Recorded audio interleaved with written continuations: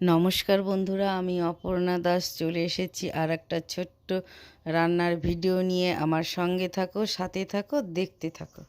আজ আমি রান্না করব ছানার পটল। পটলটা ভালো করে কেটে ধুয়ে ভেজে নিচ্ছি লাল লাল করে। আর এদিকে দুধ জাল দিয়ে আমি এই ছানাটা নিলাম। ছানাটা ভালো করে ধুয়ে পরিষ্কার করে নিলাম।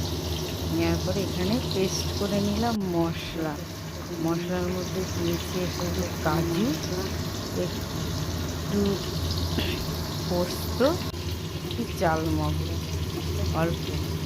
এবার কালো জিরা ফোড়ন দিয়ে পটলটা ভালো করে ভেজে নিলাম। নিয়ে এবার যে ছানাটা দিয়ে রেখেছিলাম সেই ছানাটা দিয়ে বেশ নাড়িয়ে চাড়িয়ে একটু ভাজা ভাজা করে নেব। ভাজা ভাজা হয়ে এলে যে একটু যাতে দুধের গন্ধটা না করে সেই অনুযায়ী একটু ভাজা করে দিই।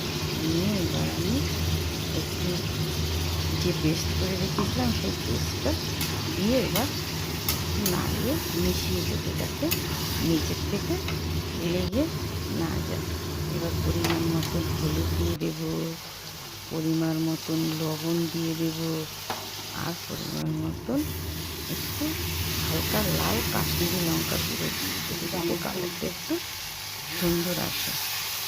এবার নাড়িয়ে চাড়িয়ে রাখো। মশলাটা বেশ কষা কষা হয়ে পাশ দিয়ে তেল ছেড়ে দিয়েছে। এবার আমি ছানা ধুয়ে রেখেছিলাম, ভিজিয়ে সেই জলের ভিতরে যাতে ছানাটা নরম থাকে, এবার সেই জলটা আমি দিয়ে দিয়েছি। দিয়ে খুব গামাখো করবো, যার জন্য বেশি আমি জল দিলাম না। এবার অল্প পরিমাণে জল দিয়ে ঢেকে দিয়েছিলাম। এবার নামানোর আগে আমি একটু হালকা গরম মশলা একটু ঘি দিয়ে দেব, দিয়ে আর একটু কাঁচা লঙ্কা চিড়ে দিয়ে দেব। দেখো কি সুন্দর একটা কালার চলে এসেছে। এবার আমি একটু নাড়িয়ে নেব। আমার রান্না রেডি। এবার আমি নামিয়ে নেব। আশা করি আমার এই রান্নাটা তোমাদের অনেক ভালো লেগেছে। যদি ভালো লেগে থাকে অবশ্যই জানিও। তোমরা খুব ভালো থেকো, সুস্থ থেকো। আবার দেখা হবে আগামী ভিডিওতে। খুব ভালো থেকো।